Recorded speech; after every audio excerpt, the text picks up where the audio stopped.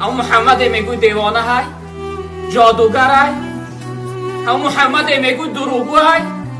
اما من هستم گو، اما یک دعوای پیغمبری داره، من هستم. مادر وقتی میگه چیزا شنید، در اصل یقین کرد که این یعنی اخلاق نبوت و رسالت است.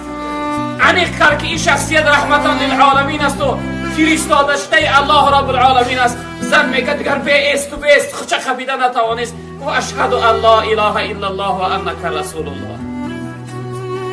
شهادت میتونم که غیر از خدا دیگر خدایی وجود نداره و تو پیغمبری خدا هستی. غیر پیغمبر دیگر کس نمیتوانه که اخلاق داشته باشه. ابتدای پیغمبریش جناب پیغمبر در خدی کوچه برآمد، دید که یک پیرزن خیلی سال رفته، قامت چنگ زده، یک عصای در دست داره، در دستش یک خلطه گندم برداشتش نمیتونه پوش کنه، در زمین کشان کشان میبرش.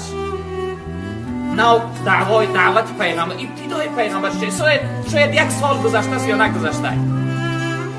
جناب پیغمبر آمد، این پیرزن سال رفته خیلی با یعنی مشقت و بزگینی و قینی خلطه‌اش در زمین کشان کشان میبره.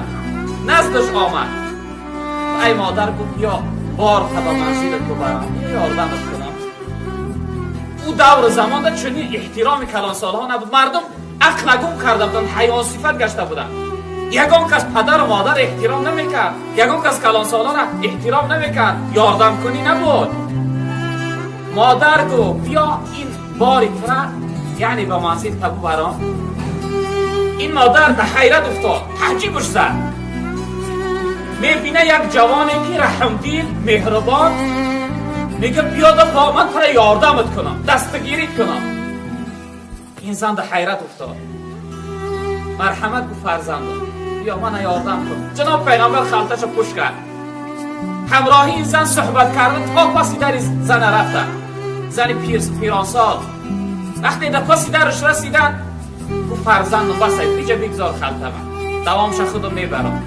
جناب پیغمبر گو نه مادر، خیلی وزغین است بود، جای انجام خونه ببینید در جایی که در جای همون آردا و گندمات بگذاره باشه. میگه این زن نشان داد، جناب پیغمبر نور گذاشت. زن گفت فرزندم گفت تو خیلی جوانی رحمدیل بودی، جوانی دیرسوز بودی. در دور زمانی ما چنین جوان وجود نداره، یک معجزه هست. تو اینقدر دیدی مهربان و دیدی صاف داری، من ترا همچون مادر بر این یک نصیحت مادروارت میکنم، نصیحتی من گوش کن. این زن نشناخته جناب پیغمبر کی است، نصیحتی من گفت فرزندم گوش کن. گفت چی میگوی مادر؟ بفرما. گفت در مکه به نام محمد گفتنی شخصیت برآمده دعوای پیغمبری داد، وای دیوانه هست، وای جادوگر است، وای دروغگو است. یکی دردامی همونه افتی فریبت کنه دین بابی و اجداد ترک کنی در دین همون خود رای. تی خدر دیلی برحم داری، دیلی مهربان داری، یکی دردامی همون افتی که طرف فریبت کنه از دین بابی و اجداد بگردانه مسلمانت کنه. جناب پیغمبر میگه کمی میلی تبسم کردن، دهان مبارک خپیده. تن مادر ابو محمد من هستم صلی الله علیه وسلم، ابو محمد من هستم.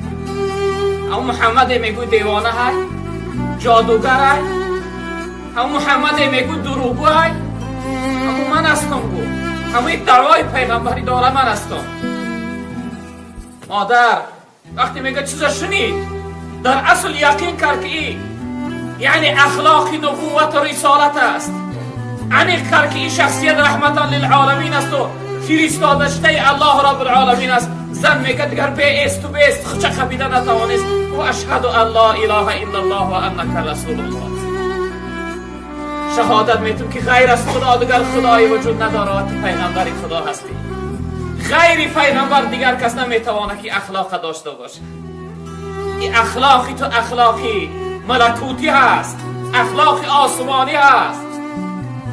ذات تو را تربیت کرده است که در اصل مربی واقعی و حقیقی است.